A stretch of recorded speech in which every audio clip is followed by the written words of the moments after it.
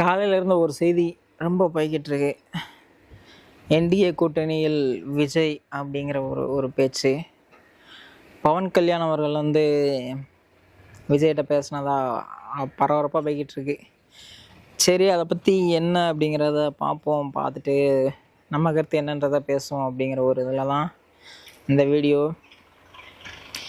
NDA கூட்டணிக்குள்ளே வர்றதை பற்றி விஜய் யோசிக்கார் அப்படிங்கிறத சொல்லிக்கிட்டு இருந்தாங்க. எந்தளவு சாத்தியம் அப்படிங்கிறது தெரியலை. சாத்தியம் ஆச்சுன்னா அதுக்கு ஒரே காரணம் இந்த அரசை வெளியேற்றுறது அப்படிங்கிறதா தான் இருக்கும். ஏன்னா எப்படி சொல்கிறது, தனிப்பட்ட முறையிலையும் சரி மக்கள் இதுலேயும் சரி ரொம்ப பாடாப்படுத்திட்டாங்க இவன். ஸோ அந்த கோவத்தில் அங்கே போகிறதுக்கும் வாய்ப்பு இருக்குது. இல்லை தனியாக நின்று பார்ப்போம் அப்படின்னு ஒரு டெசிஷன் எடுக்கிறதுக்கும் வாய்ப்புகள் இருக்குது. ஃபஸ்ட்டு திமுக அப்படிங்கிற ஒரு கட்சியோட அலைன்ஸ் கிட்டத்தட்ட எல்லாரையும் கூப்பிட்டு அப்படியே சேர்த்து தொகுதி பங்கீடில் அவ்வளோ பிரச்சனைகள் கடைசியாக அதை இழுத்து பிடிச்சி சமாளித்து அதை ஒரு வழியாக கொண்டு வந்துட்டாங்க. என்ன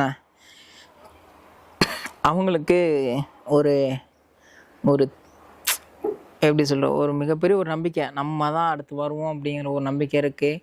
அதை நம்ம குறைச்சும் சொல்ல முடியாது. ஆனால் அதில் ஒரு சிக்கலும் இருக்குது அப்படிங்கிற சொல்லணும். இப்போ இந்தியாவுக்கு வரல விஜய் அப்படின்ட்டா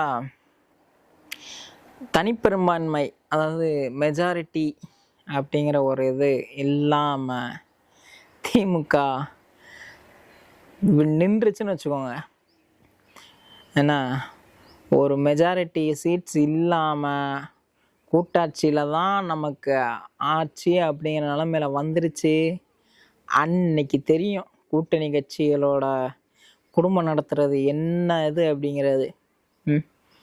நான் அடித்து சொல்கிறேன், அப்படி மெஜாரிட்டி இல்லாமல் மைனாரிட்டி கவர்மெண்ட்டாக வந்துச்சுன்னா, மைனாரிட்டி கவர்மெண்ட்டுங்கிறோட மைனாரிட்டியில் இருந்து மெஜாரிட்டி சீட்ஸே இல்லாமல் கூட்டணி கட்சிகள் தான் சீட்டை கொண்டு வரணும் அப்படிங்கிற அந்த ஒரு இதில் இருந்துச்சுன்னா கண்டிப்பாக அவங்க டிமாண்ட்ஸு அவ்வளோ தூரத்துக்கு இருக்கும். பார்ப்போம். காங்கிரஸ் டிமாண்ட் வைக்கிறதுக்கு, இதுக்கு மேலே டிமாண்ட் வைக்கிறதுக்கு அவங்க ரெடியாக இருக்க மாட்டாங்க. ஏன்னா தமிழ்நாடை பொறுத்த வரைக்கும் அவங்களுக்கு இப்போ தான் நாடாளுமன்ற தேர்தல் முடிஞ்சிருக்கு. ஸோ இன்னும் ஒரு 3 வருஷத்துக்கு அவங்களோட தயவு தேவை. ஏன்னா மெஜாரிட்டியாக அங்கே இருக்காங்க அப்படிங்கிற டிஎம்கே இருக்காங்க அப்படிங்கிற அந்த ஒரு இது. இப்போ டிஎம்கேவை நம்ம பகைச்சிக்கிட்டால் நம்ம நாடாளுமன்றத்தில் நம்ம தனித்து விடப்படுவோம் அப்படிங்கிற ஒரு சுச்சுவேஷன் வந்துடும். அப்படிங்கிறனால தான் ஆட்சியில் அதிகாரம் வேணாம், பங்கு வேணாம் அப்படின்ட்டாங்க. கொடுத்த சீட்ஸை வாங்கிக்கிட்டாங்க, அவ்வளோதான். அவங்க எதுவும் ஆனால் மற்ற கட்சிகள் டிமாண்ட் வைக்கிறதுக்கு வாய்ப்புகள் இருக்குது. தேமுதிகவாக இருக்கட்டும், விசிக, மதிமுக, இவங்க எல்லாம் டிமாண்ட் வைக்கிறதுக்கு வாய்ப்புகள் இருக்குது அப்படின்னு ஒரு யூகம். இதே மைனாரிட்டி கவர்மெண்ட் இதே ஒரு மைனாரிட்டி மெஜாரிட்டி இப்போ எப்படி சொல்கிறது, இப்போ என்டிஏலேயே தொடர்ந்து ஏடிஎம்கே அதிக சீட்ஸ் வின் பண்ணி பாஜக குறையும் பட்சத்தில் விஜய் அவர்கள் உள்ளே வந்தால் விஜய் அவர்கள் ஒரு டிமாண்ட் வைக்கிறதுக்கு வாய்ப்புகள் இருக்குது. ஸோ கூட்டணியில் என்ன நடக்கும், கூட்டணி வந்தால் என்ன நடக்கும் அப்படிங்கிறது எலெக்ஷன் முடிஞ்சதுக்கப்புறம் தான் என்ன ஆளுமே தெரியும். ஸோ என்டிஏ கூட்டணிக்கு விஜய் போவாரா போக மாட்டாரா அப்படிங்கிற அவரோட டெசிஷனில் தான் இருக்குது. மேபி எலெக்ஷனுக்கு அப்புறம் அதிக சீட்ஸ் ஏடிஎம்கே வாங்கி தேவைப்பட்டுச்சுன்னா பாஜகவை கழட்டி விடுறதுக்கு வாய்ப்புகள் இருக்குது அப்படின்னு பேசிக்கிறாங்க. பாஜக கழட்டி விட்டுட்டு விஜய் அவர்களோட அலையன்ஸ் எதிர்பார்ப்பாங்க அப்படிங்கிற ஒரு டாக் போய்கிட்டு இருக்கு. ஸோ